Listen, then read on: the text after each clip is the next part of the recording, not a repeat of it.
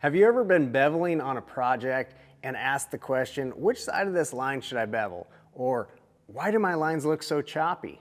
How about, I don't know how to get around the inside of this curve? Or why don't my lines look clean? The work I see looks clean and my lines just don't look clean. Or maybe it's even just been, I wish I could bevel faster. How can I bevel faster? I'm going to break down 5 tips in this video that are going to address all of these questions. So by the end of this, you're going to be able to apply these skills and start beveling better starting today. Let's jump over and check it out. So question number 1 is, which side of the line do I bevel on? Because look at all these lines in here, and sometimes when you first transfer that pattern, it just looks like a mess of lines and you don't know where anything is going. So the best tip I can give you is locate our backgrounds. It's going to be number 1. Locating our backgrounds lets us follow a rule that's going to get you on the right side of practically every line in your pattern. So if you have a pattern like this with the backgrounds backed out or blacked out, that's easier. When you transfer that pattern, you can simply put a dot right down in those background spots, and that's going to show you where they are. So I'm just going to run through this pattern and mark these backgrounds real quick so we have that as a reference. There we go. So now, just looking at that and seeing where those backgrounds, things are can start to make a little bit more sense. But how does that help us with our beveling? We're going to bevel to the background. The background is the furthest thing down. And what are we doing with beveling? We're starting to layer things, right? So if I see a line that's touching a background, I know that I'm going to bevel towards that background space. So that's what I mean by towards. We're pushing leather down towards that background, which is standing everything else up. So here's another one that's a background spot.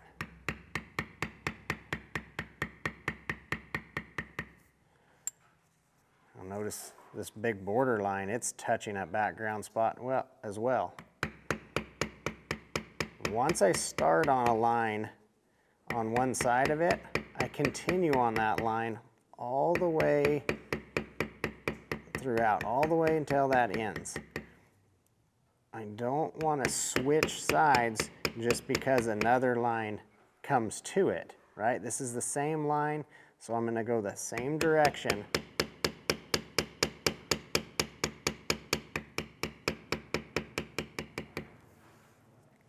Here's another background spot right in front of me.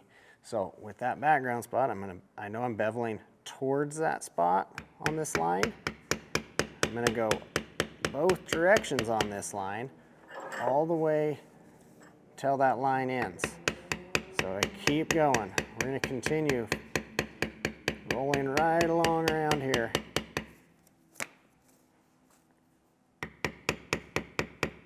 Line continues, so I keep beveling. Now it's fading off within the vine work here, so we're just going to fade that line off and we're done with that. But same line, remember, we started in the middle of it, so we had to go the other direction here now, because we continue to follow that all the way around here. Now, this gets into another question. I get in the inside of this tight curve, and how do I bevel inside of a curve? Because if I continue with this bevel around here, it's going to start getting tight and choppy. See, I start getting into areas that I don't want to be mashing all that down. So what's happening is the curve is getting too tight for the size of bevel that I have. We have this much area across that bevel, and that curve is getting too tight. So here's my tip. It's kind of a 2 tips in 1. The best scenario is we size down in bevels, okay? So now I'm going to switch to simply a smaller bevel. Just a little different size. The width of that is smaller. Now, question being, which bevels are these? What are the numbers? What are the things that you're using? Are they fancy? Do they cost a lot? No, these aren't. These are 2 bevels from our Deluxe Beginners Kit. They both come in the kit, the small bevel and the large bevel. They're checkered bevel there, but they're just nice and crisp. As you can see, we get a good impression with them, but they're not fancy. But we do have this smaller one, so the best scenario on that inside curve, we're gonna switch to that smaller bevel, so that way it can fit right around that curve. Now we get a nice clean bevel on the inside of a curve, simply by having the right tool for the job that's a little bit smaller. But you might say, Joe, I don't have a small bevel. All I have is one of those bigger ones, and I don't want to go buy a new one. How can I bevel inside those curves? So here's another curve in here. I'm going to show you how to do it with the large bevel. So this is part 2 of that same tip. Just like the first tip, we're beveling towards that background spot. But as I come around here, this bevel is too big for this curve, so I'm going to actually tip it. Now I know if you've been learning about beveling, they've told you don't tip your tools, right? Well, don't tip them unless you have to. In this case, I have to. I need to tip that a little bit, because by tipping that, look how much less metal there is in my line. I've actually just shortened that bevel up, narrowed that up a little bit. So by tipping that, I'm going to be careful not to gouge leather up, but I can actually work right around that curve with that tipped. So to get inside curves, you need a smaller bevel. Whether you have a separate bevel that's smaller to get around there, or you tip that one that you have, either way, we need to make that a little bit smaller. Now, we got that other question.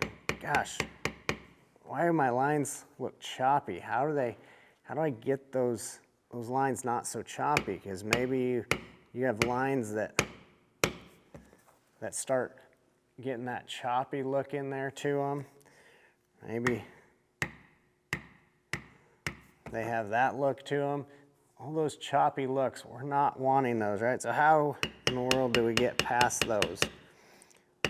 We're going to clean this one up, and then I'm going to talk through what I'm actually doing here and how that's getting cleaned up and how we can do that the first time. So what happened the first time when I beveled that, I was moving that bevel too far. When I move that over, every time I hit the tool, I move it, but I'm only moving a little bit. It's not a half a bevel width, it's not a quarter bevel width, it is just barely. See how little that's actually moving over? But I'm moving every time I hit that bevel. So simply that alone is going to help not get the choppy bevel lines.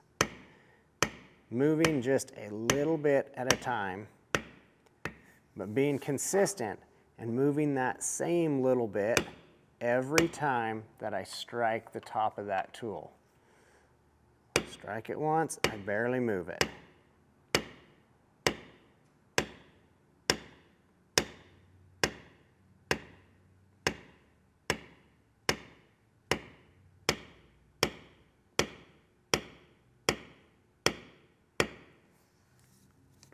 Look at that, we got a nice, clean, smooth line there, simply by barely moving that tool, but moving it every single time that I hit that. I don't get in a big hurry with that.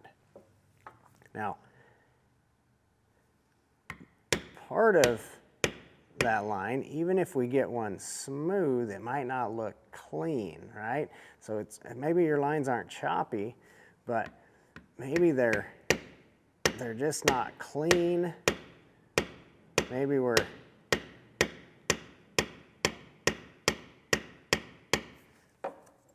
you're getting this look down here where we're seeing that kind of that white line. You're seeing that cut line down in there, or you're getting a little wrinkle up on the top of this. on the edge of your leather. That doesn't look as clean as right here where we're just nice and crisp and clean, right? So one thing that's going to be causing that is the tip that you have on that bevel. If I tip this away from me too much, I'm shoving down and pushing my leather away from that cut line. That we don't want, and that's going to cause that wrinkle in there as well. So we want to keep that bevel straight up and down. One of the tendencies is to tip that away so you can see better. You're trying to see that in the line.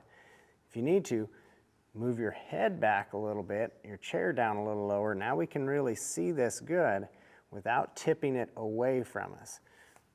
Keeping that up, that's going to keep our line nice and crisp and clean. And then following our other tips of just moving a little bit every time, that's going to get away with the choppiness. So we're going to have smooth, clean lines by following those two tips.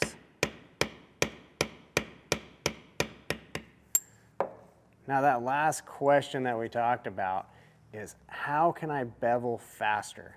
Because most people when they're beveling, they want to get through the beveling so they can hurry up and get to the fun parts, put in the shading and your decorative tools in there, your detail tools and your decorative cuts and the backgrounds and all that good stuff.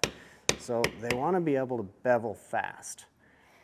Now there's something with beveling fast, a lot of times you think it's how fast you hit that tool. That's not the case. Because what happens is you start doing that and then you break the other two tips that I give you. You move it too far, too fast, or you might hit it 3 times in this spot and then it jumps and hits a couple more times and then 1 time here and a few times there. So we can't get in a hurry. We have to slow down and get that muscle memory. Every time I hit that tool, it's moving. And once we get our left hand and our right hand working together, now that's going to speed things up a little bit and we'll go a little bit faster. So that's going to increase the speed on my tooling.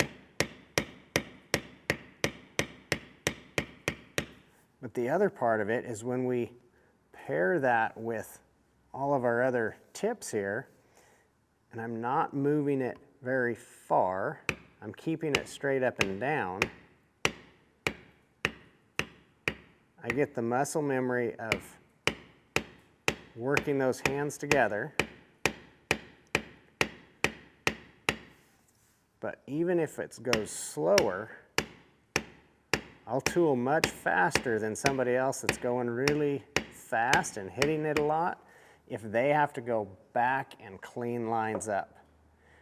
The fastest thing that's going to speed you up is beveling 1 time. Think about that. If I go to bevel this line and I do it real quick, I hit that really quick, but it's choppy and not how I want, so well, now I need to come back here, hit a little softer, move that a little less. We'll clean this up and get it looking really nice. All right, now we clean that up, looks really nice, great line. But how many times did I just bevel that? I just beveled that like 4 or 5 times to get the same look that we can get doing it 1 time if we just slow down a little bit. So slowing down to speed up. We're going to slow down, make sure we're hitting consistently, make sure we're moving it just a little bit at a time, keeping that straight up and down.